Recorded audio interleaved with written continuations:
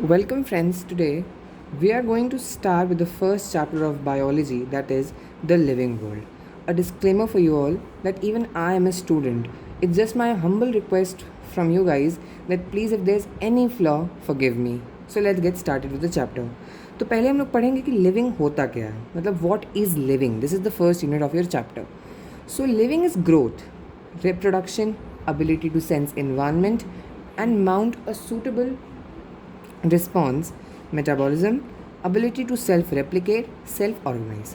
सो ये है क्या, ये कुछ स्पेशल फीचर्स हैं जो कि सारे लिविंग बींग्स में दिखाई पड़ते हैं. आप नॉन लिविंग को ग्रोथ होता हुआ नहीं देख सकते. हम लोग इस पर भी स्टेटमेंट्स देंगे कि नॉन लिविंग ऑब्जेक्ट्स में ग्रोथ और एबिलिटी टू सेंस इन्वायरमेंट तो नहीं होती, लेकिन मेटाबॉलिज्म मतलब ग्रोथ होती है. ठीक है.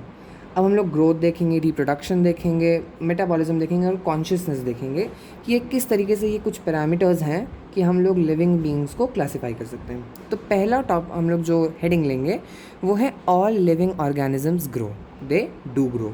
Okay. So increase in mass, what is the definition of growth? Increase in mass and number of individuals are twin characteristics of growth.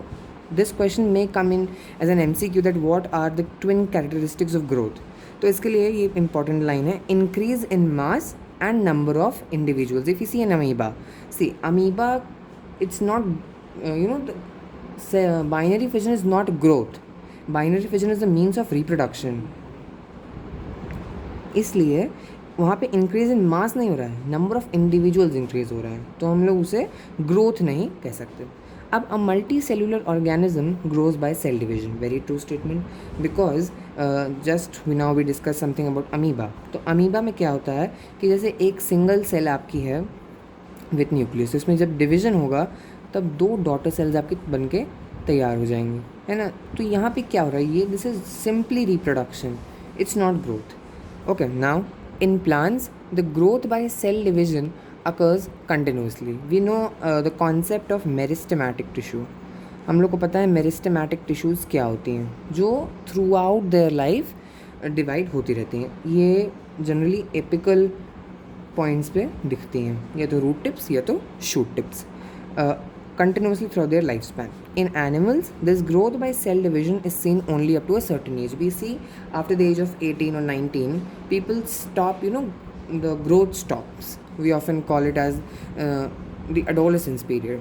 Now, cell division occurs in certain tissues to replace lost cells. For example, हम लोग को चोट लग गई, अब ना एक जगह बहुत खून बह रहा है, तो क्या होता है, तुरंत ब्लड क्लॉटिंग शुरू हो जाती है. ब्लड क्लॉटिंग शुरू हुई और ब्लड पूरा अच्छे से क्लॉट हो गया. उसके बाद वहाँ पे हम लोग की जो एपिथेलियल टिश्यू है उसमें सेल डिवीजन शुरू हो जाएगा, और जो वूंड था, जैसे कि ये एरिया वूंडेड है, तो यहाँ के ऊपर एक मैश बन जाएगा और सेल डिवीजन होके ये जगह ठीक हो जाएगी. ठीक है. In certain tissue to replace lost cells, जो लॉस्ट सेल्स कट हो गई थी या अलग हो गई थी. Unicellular organisms grow by cell division, that is in vitro cultures. Again there is a lot, we know about tissue culture. Tissue culture में what is happening, we are taking a medium, a culture medium, where there are auxins and other hormones as well, where we grow small plantlets and then we keep it in pots. So that thing is also example of cell division.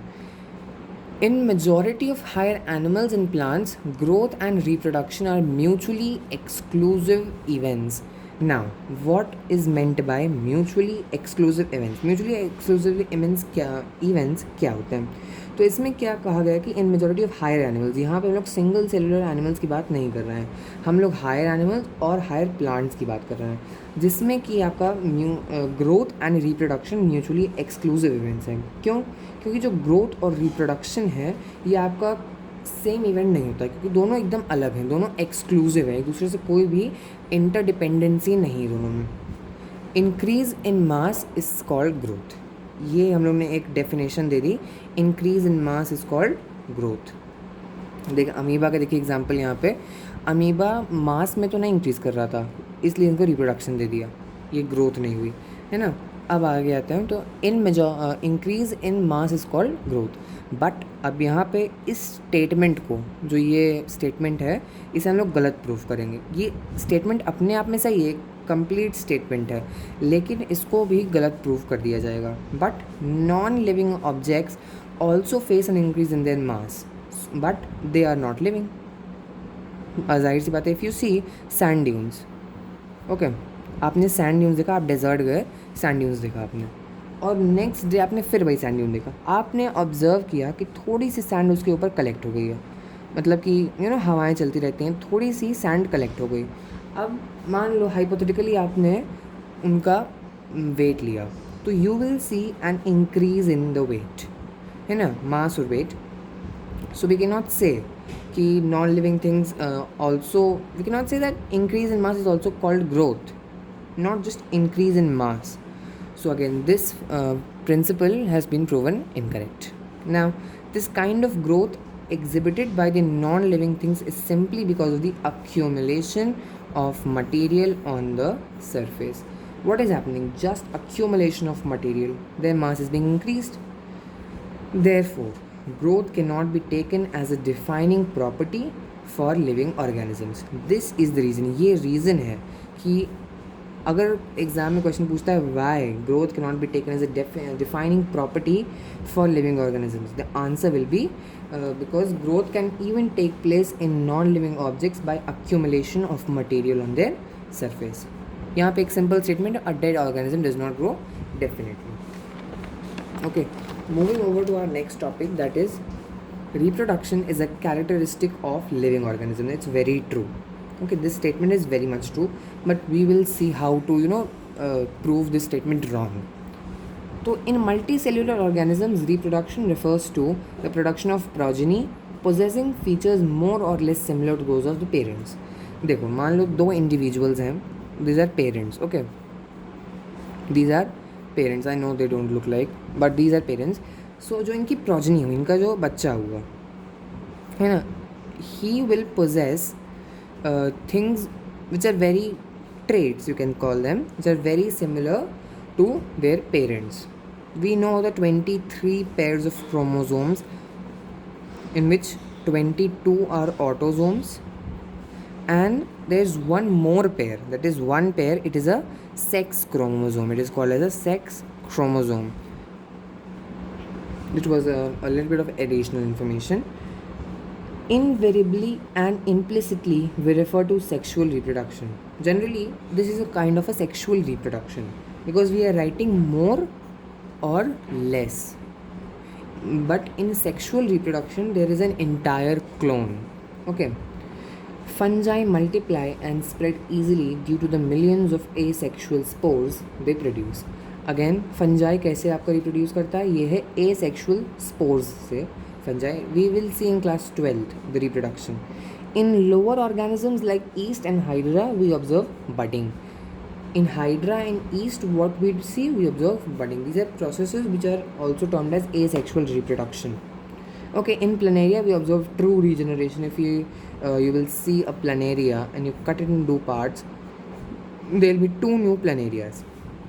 These all things we have seen in class 10th also. When it comes to unicellular organisms like bacteria, unicellular algae, amoeba reproduction is synonymous with growth. Now, why we are saying that reproduction is synonymous with growth?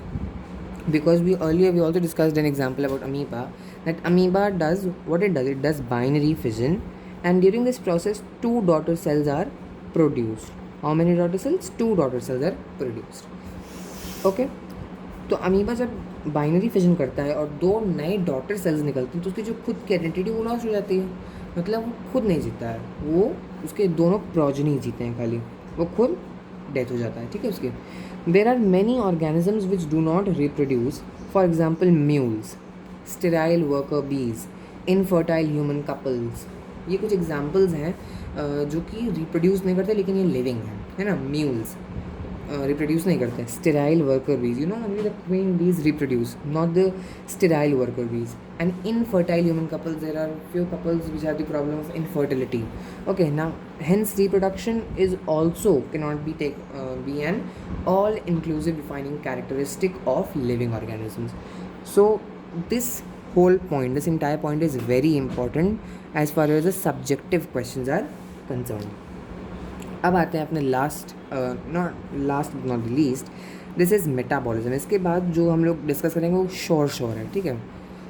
All living organisms are made up of chemicals, biochemicals, जिनको biochemistry में बोला जाता है.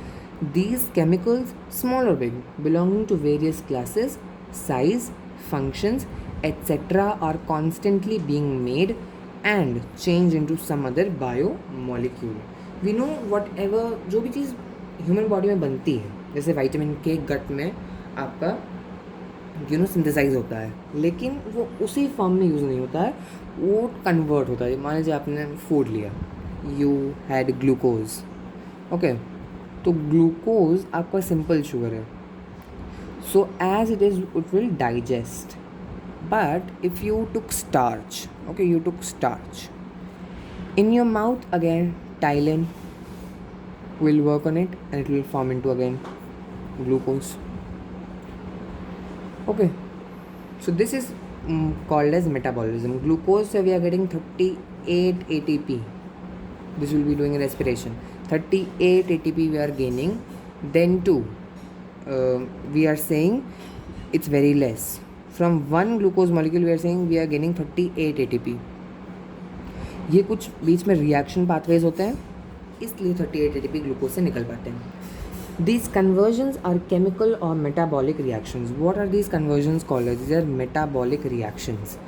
There are thousands of metabolic reactions occurring simultaneously inside all living organisms. There are hundreds and thousands. I just give you an example of 2 reactions. There are hundreds and thousands of reactions. आप fructose का example ले लो, galactose का example low, just from digestion. Okay, all plants and animals and fungi exhibit metabolism. The sum total, now what is the definition of this metabolism? The sum total of all the chemical reactions occurring in our body is metabolism. What is it? It is metabolism. No non-living organism exhibit metabolism. तो ये आपका एक मतलब कि statement आपको मिल गया कि आप कैसे कह सकते हो कि metabolism is a sure test for living organisms. लेकिन नेक्स्ट स्टेटमेंट पे आपको इसे गलत भी प्रूव करना है. An isolated metabolic reaction outside the body of an organism performed in a test tube is neither living nor non living. तो ये जो फैक्टर है, ये जो आपका पॉइंट है, ये डिस्क्राइब कर दिया इसने कि कैसे मेटाबॉलिज्म एक श्योर टेस्ट नहीं हो सकता है. ठीक है, क्योंकि साइंटिस्ट्स ने क्या किया है कि उन्होंने ग्लूकोज को भी ब्रेक करके एक टेस्ट ट्यूब में ब्रेक कर दिया है. तो इसलिए आप कह सकते हो कि ग्लूकोज तो बॉडी के अंदर भी ब्रेक होता है और बाहर भी ब्रेक हो रहा है, मतलब एक श्योर टेस्ट नहीं है. Hence while metabolism is a defining feature of all living organisms without exception, isolated metabolic reactions in vitro are not living things but surely living reactions. Hence cellular organization of body is the defining feature of the life forms. अब आते हैं अपने last topic पे, जो है consciousness. क्या है इसको हम लोग कॉन्शियसनेस है, ठीक है. The most obvious and technically complicated feature of all living organisms is the ability to sense their surroundings or environment and respond to environmental stimuli. देखो, जब भी हम लोग मान लीजिए we put our hand on a hot plate, हम लोग ने एक हॉट प्लेट पे अपना हैंड रख दिया, हम लोग तुरंत हम लोग का CNS वर्क करेगा, सेंट्रल नर्वस सिस्टम, और हम लोग का हैंड विड्रॉ कर लेंगे. इस जो एबिलिटी टू सेंस है, हमारी जो एबिलिटी टू सेंस है, ये बहुत ही कॉम्प्लेक्स फीचर है. इसका नाम होता है सेंट्रल नर्वस सिस्टम. ये हम लोग पढ़ेंगे I think neural control and coordination में. देयर सराउंडिंग्स और एनवायरनमेंट एंड रिस्पॉन्ड टू जो हीट हमें लगी, when we put our hand on the hot plate, हमें एक हीट हम महसूस हुई. वो जो हीट थी वो थी इन external environmental stimuli. What is stimuli? जो चीज़ हम लोग को रिएक्ट करने में मजबूर कर दे, एक तरह से कह सकते हैं, उसको स्टिमुलाई कहते हैं. ठीक है, which could be physical, chemical और biological. We sense our surroundings with the help of our sense organ. Sense organ हम लोग के 5 है भाई. स्किन है, ईयर है, टंग है, नोज है और आइज है. ठीक है. Plants respond to external factors like light, water, temperature, other organisms, pollutants etcetera. आपने लाइकन देखा होगा, लाइकन का एग्जाम्पल है इसमें. लाइकन जहाँ भी बहुत पोल्यूशन होता है, lichen stops growing over there. Okay, then All organisms from prokaryotes to the most complex eukaryotes can sense and respond environmental cues. यहाँ clues होगा sir, CLUS, environmental clues. Again क्यों? यहाँ पे जब भी देखो यूकैरियोट्स हैं, आपके प्रोकैरियोट्स हैं, सब के सब इन्वायरमेंट के आपके ऊपर, अपने ऊपर रादर रिस्पॉन्स लेते हैं. Photoperiod affects the production in seasonal breeders, both plants and organisms. All living organisms handle chemical entering their bodies. Photoperiod क्या होता है? The amount of time which the plant receives the light, उसको कहते हैं photoperiod. ओके, बढ़ते हैं आगे. Human beings are the only organisms who are aware of themselves. मतलब वो जानते हैं हम क्या हैं. इवन एनिमल्स डोंट नो कि वो खुद क्या है, लेकिन हम लोग जानते हैं. We are humans.